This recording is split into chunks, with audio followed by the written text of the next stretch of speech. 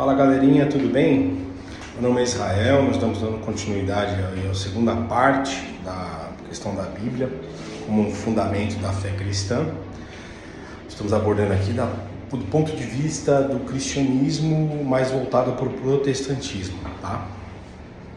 Eu não gosto muito de pedir isso, mas acho que é importante também relembrar. Se você gostar do vídeo, é importante que você curta, que você siga o canal, tá? Você pode ativar o sininho lá para receber todas as notificações. Sempre que eu postar alguma coisa nova, você vai receber uma mensagem, tá? Pode ser interessante. Se você achar, julgar necessário, tá bom? Então, dando continuidade, nós comentamos que para o cristianismo, o protestantismo, a palavra de Deus, a Bíblia, ela é justamente isso, a palavra de Deus, tá? Então, ela é a nossa única regra de fé e prática. Então, qualquer tipo de situação que venha a surgir para dizer que uma coisa é errada, nós vamos sempre embasar através da Bíblia, tá? Claro que existe, como eu falei no vídeo anterior, o organismo, que é a igreja do Senhor, e a organização, tá? A organização Deus entregou aos homens, então por isso que você vê igrejas que as pessoas usam um estilo de roupa diferente de outros, o estilo de música é diferente de outros, tá? Então isso é organização, não quer dizer que eles estejam certos ou errados, não quer dizer que isso seja certo ou errado, na verdade eles optaram por aquele segmento, por aquela forma, tá? Aonde gera uma grande situação. Eu não posso dizer que porque a minha igreja faz isso, a outra igreja está errada. Tá? Então nós temos que sempre observar os princípios, tá? Sempre se apegar a princípios, nunca se apegar a costumes, que é o que nós vamos chamar isso de costumes, tá? Então os princípios é o que está na Bíblia, costumes é o que os homens criam, tá? Aqui na minha igreja a gente vai usar, vamos pensar aqui numa regra, roupa social, terno e gravata. Na minha igreja, os homens podem usar bigode, mas não podem usar barba, tá? Então, não posso dizer que isso é certo ou errado, tá? Mas, no momento que eu estou naquela igreja, eu estou naquela igreja. Então, quando eu entro para uma igreja, toda igreja ela tem ali em tese um regulamento interno, um RI que eles chamam, tá? Que é um regulamento que trata sobre os costumes daquele local, daquele grupo. Tá bom? Então não é muito saudável você participar de uma comunidade sem concordar com o regulamento interno deles. E aí você vai acabar, às vezes, querendo falar mal daquele local, vai acabar estragando o seu principal objetivo. Nós costumamos dizer que existem algumas missões, né? Tem a missão principal e a missão enganosa. E rapidamente, objetivamente, a missão enganosa é aquela que visa ou que busca esconder a missão principal, ou seja, busca desviar a pessoa da missão principal. Qual é a missão principal de uma pessoa que frequenta uma entidade religiosa? É frequentar uma entidade religiosa, é seguir aquele pensamento da entidade religiosa, porque acaba acontecendo com alguns cristãos, eles começam a pensar que eles estão num fast food, né? E não seria nem um fast food, a palavra correta seria o self-service. Ou seja, a pessoa vai,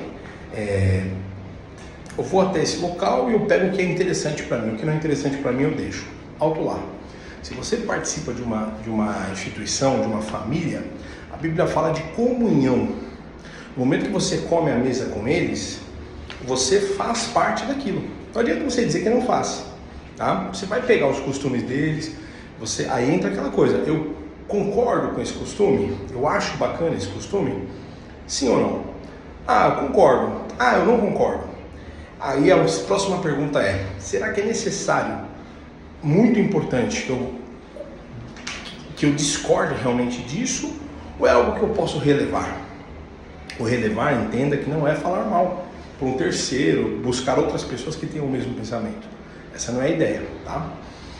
A ideia é você tomar cuidado para não começar a criar um filtro, sabe?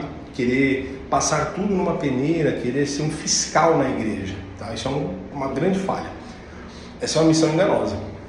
é feito uma irmã que chega para o pastor e fala: pastor, eu não vou mais ficar aqui na igreja,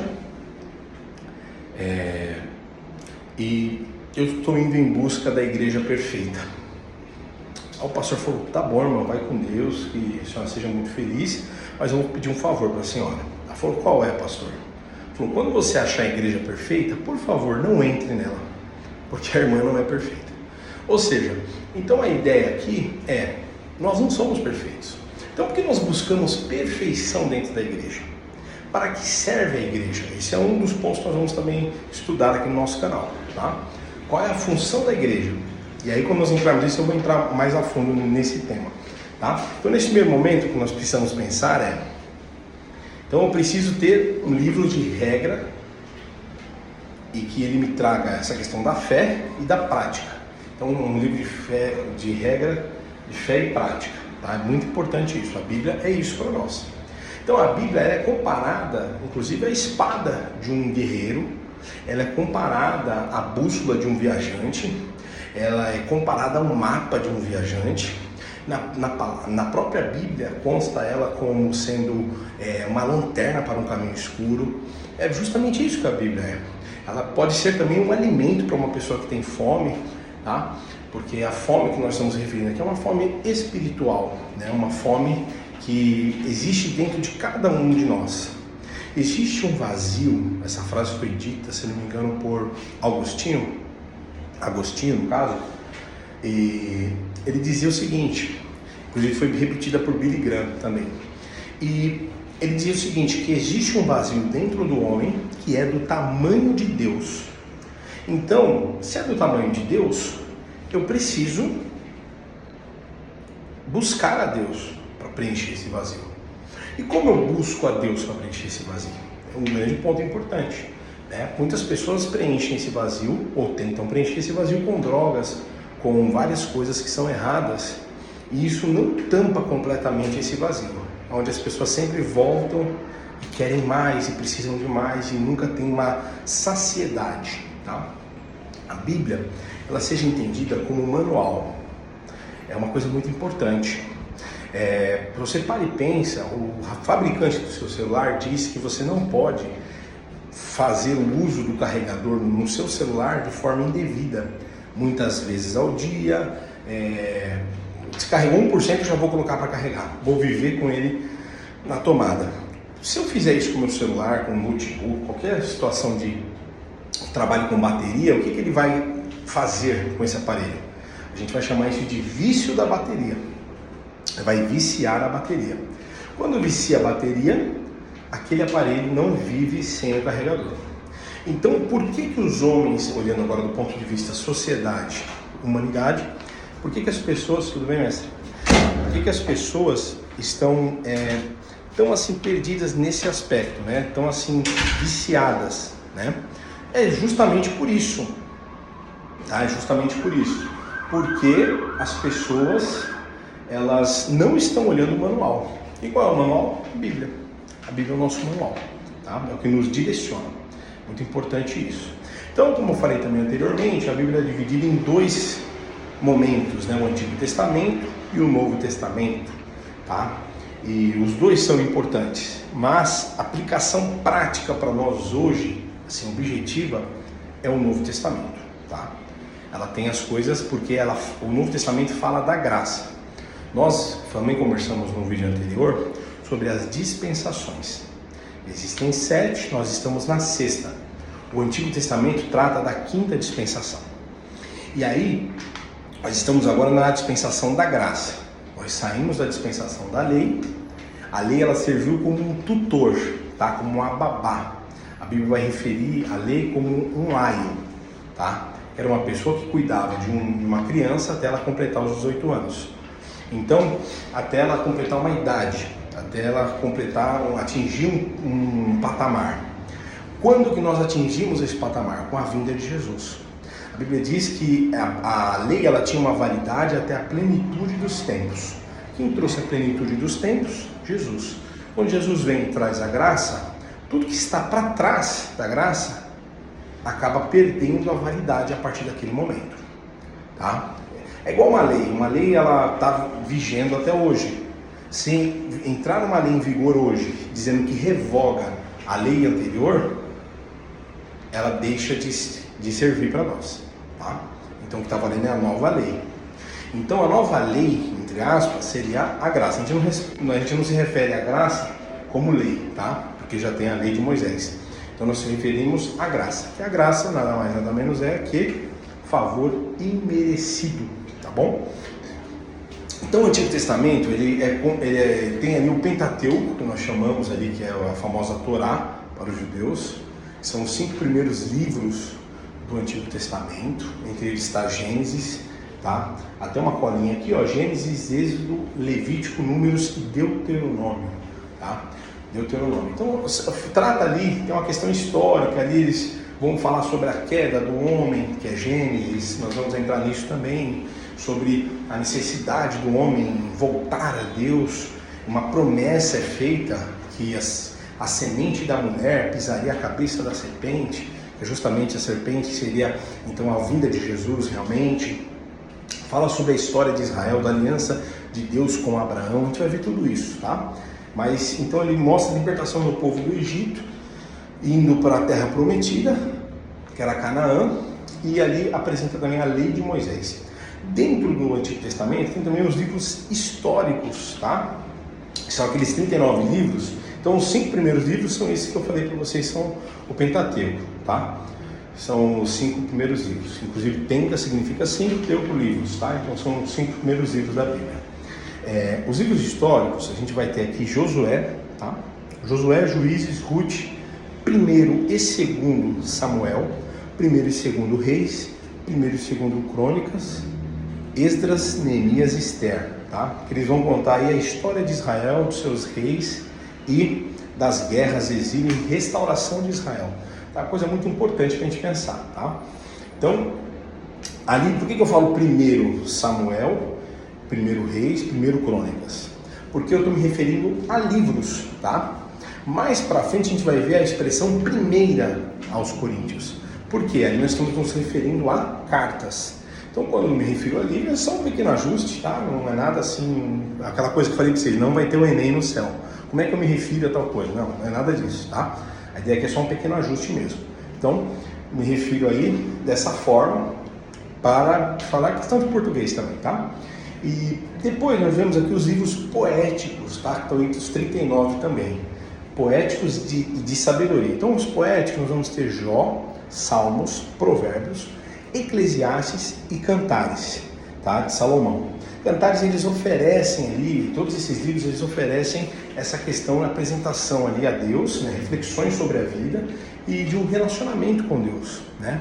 São importantes, tudo da Bíblia tem que ser avaliado com calma, tá?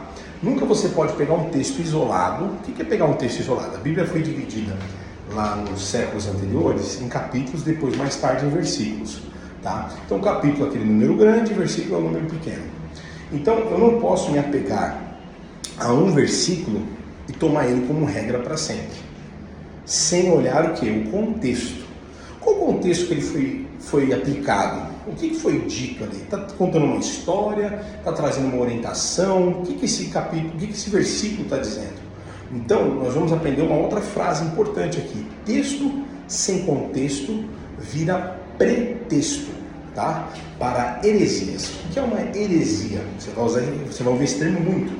Heresia é algo que é tirado ali no meio da igreja, uma ideia bíblica, e ela é distorcida para dar um entendimento de algo que ela não é, tá? Então existe uma situação, tá? Existe um fato e aí eu distorço aquilo para dizer outra coisa com aquele mesmo contexto, tá? Com aquele mesmo texto, na verdade dizendo. Por exemplo, tem uma parte lá de 1 aos Coríntios, que Paulo fala o seguinte, um versículo, ele fala a seguinte frase: e os que já morreram também estão perdidos, tá? E aí alguém lê isso e fala: nossa, mas quem morreu em Cristo também está perdido? Que coisa estranha. O que Paulo está dizendo? Aí Paulo vai falar: se nós não acreditarmos, não tivermos fé que Jesus ressuscitou, Ele vai falar no versículo que é vã a nossa fé e os que morreram também estão perdidos. Só que isso ficou num outro versículo. Então, se você abre a Bíblia ali e lê isso, os que morreram em Cristo também estão perdidos. Meu Deus, o que é morrer em Cristo também? Essa expressão também. E qualquer dúvida, viu, gente? Se vocês tiverem, podem mandar, tá? Se você for uma pessoa assim, que tem realmente muitas dúvidas, pode mandar, a gente vai fazendo enquetes, vai conversando, vai tirando essas dúvidas. Mas morrer em Cristo, a gente entende que é quando você morre, crendo que Jesus é o seu Salvador e praticando, procurando praticar, né, as coisas do fundamento da fé cristã, tá? É isso que nós entendemos que é morrer em Cristo, tá bom? Caminhando um pouquinho mais, temos ali os livros também proféticos, tá? Livros proféticos, temos vários profetas, tá? Temos ali, ó, Isaías, Jeremias, Lamentações, Ezequiel e Daniel, tá? E fora esse, tem outros 12 profetas menores. Então, automaticamente, se tem 12 profetas menores, esses que eu acabei de falar são os profetas maiores. Rapidamente, o que determina se um profeta é maior ou menor? É o grau de relevância do que ele disse? Não, todos disseram que é o que Deus disse, pediu para que eles escrevessem. Lembra que nós falamos que é uma inspiração, né? Então eles foram inspirados pelo Espírito Santo para escrever as verdades bíblicas, tá? Então, profetas maiores e menores. O que seria isso? É a quantidade de coisas que foram escritas. Isaías, ele é um livro que conta com 66 capítulos. Até engraçado porque ele é uma mini Bíblia. Porque a Bíblia, como nós comentamos antigamente, no Antigo Testamento, 39 capítulos, no Novo Testamento, 27. Então, todo 66 livros, né? É o que formam a Bíblia protestante.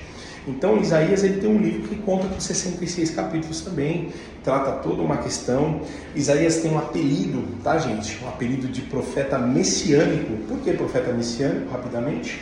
Porque Isaías falou muito sobre o Messias, tá? Um outro profeta aqui também, Jeremias, ele é tido como um profeta chorão, tá? Por que profeta chorão?